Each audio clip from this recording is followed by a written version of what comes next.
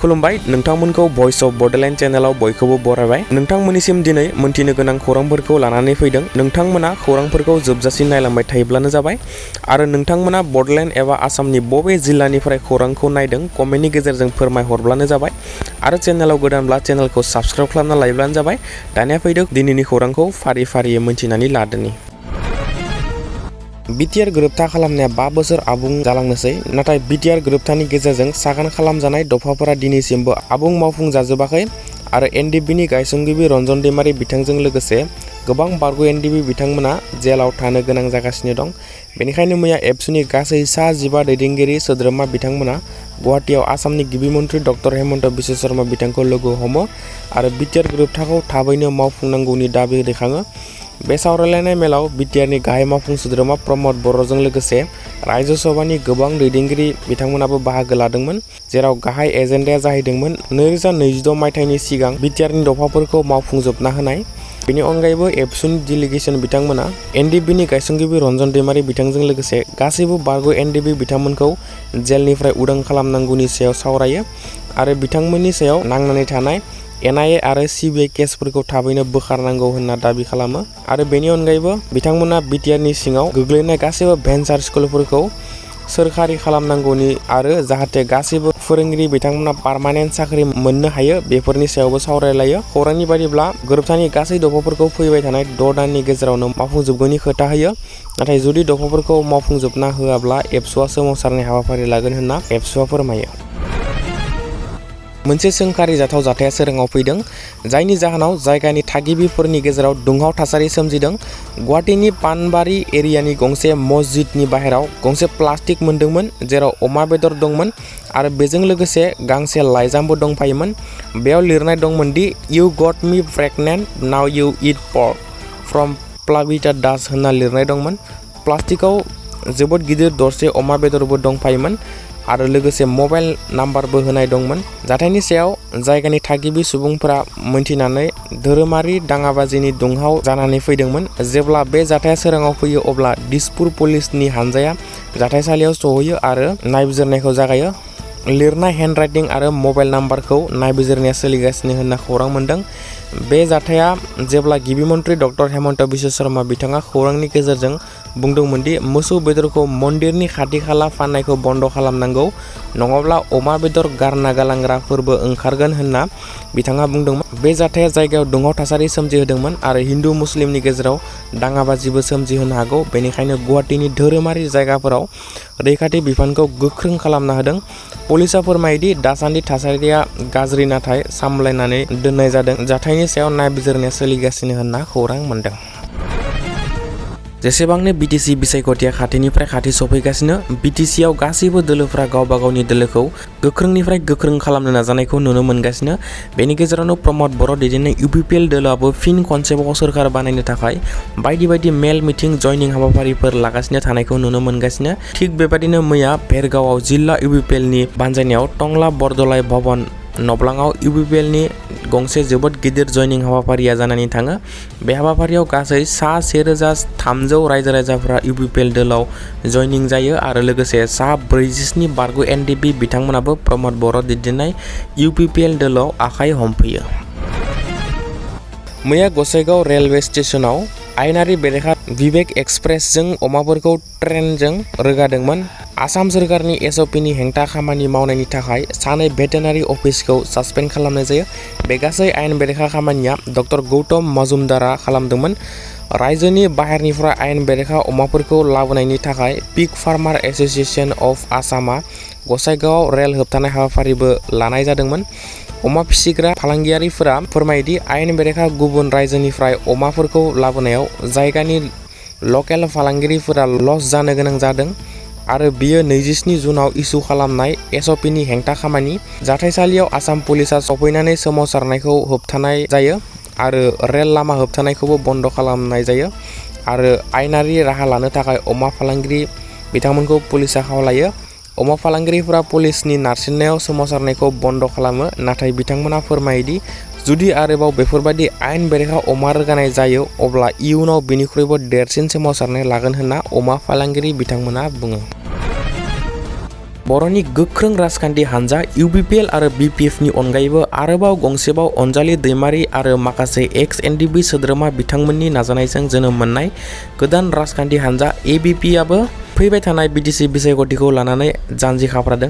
थिग बेबायदिनो मैया उदालगुरि जिल्लायाव ABP हानजानि कमिटिखौ दाफुंनाय जायो। लोगोसे आइजो गांखं ABP आरो लाइमोन गांखं ABP कमिटिखौ दाफुंनाय जायो। बे आफाद दानाय हाबाफारियाव 300निबो बांसिन रायजो राजाफ्रा बाहागो लानानै ABP हानजाखौ मदद होनो ओंखारबोयो। उदालगुरि ABP हानजानि आफादगिरिनि बिबानखौ बारग' NDB हुनुक दैमारि बिथांनो बिबानखौ गथायनाय जाबाय होनना खौरां मोनदों। ब्राजिल हादराव जानाय ब्रिक्स जथुम्मायाव भारतनि गाहाय मन्त्रि नरेन्द्र मोदी बिथाङाबो बाहागो लादों। मख'जाथावदि ब्रिक्स ग्रुपआव भारतआ गायसनगिरि सोद्रोमा। ब्रिक्सनि ओंथिया जाबाय ब्राजिल, रासिया, इन्डिया, चाइना आरो साउथ आफ्रिका। बे ब्रिक्स जथुम्माया बोसोरफ्रोमबो जायो।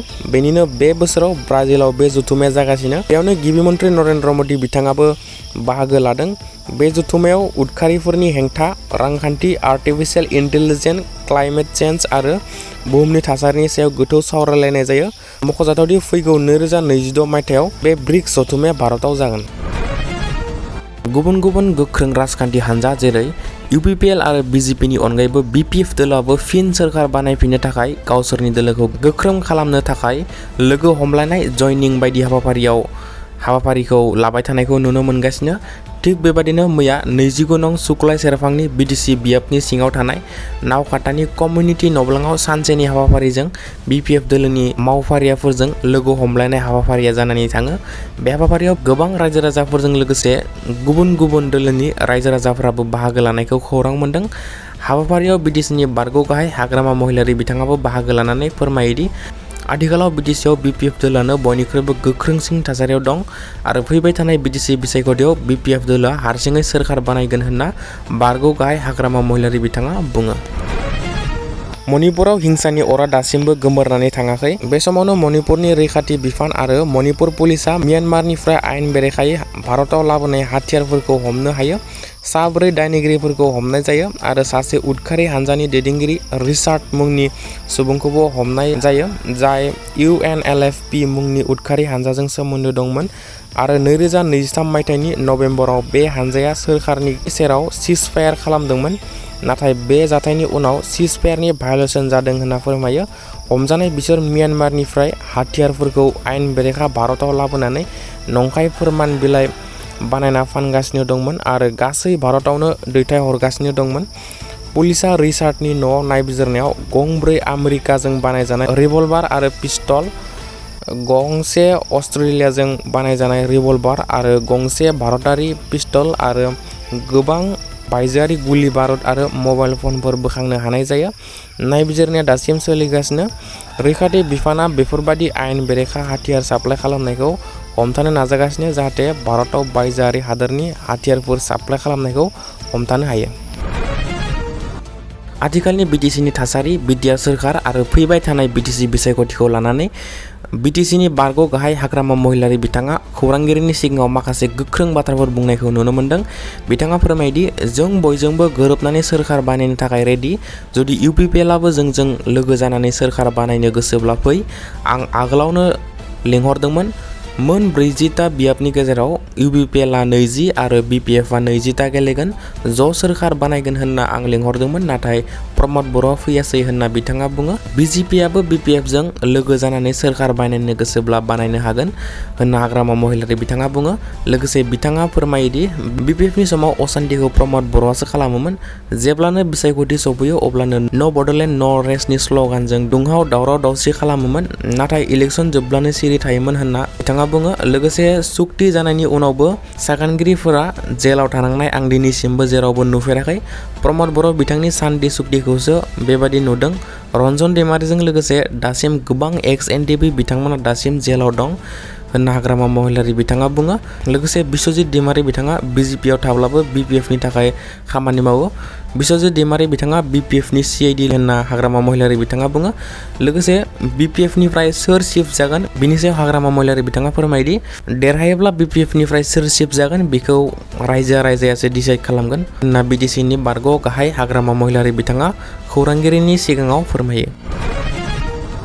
आसाम सोरखारा आरोबाव सा 18 बांलादेशिफोरखौ बांलादेशआव दैथायहरफिनबाय। सोरखारि नेमखान्थिनि गेजेरजों बिसोर सा 18 बांलादेशिफोरखौ दैथायहरफिननाय जायो।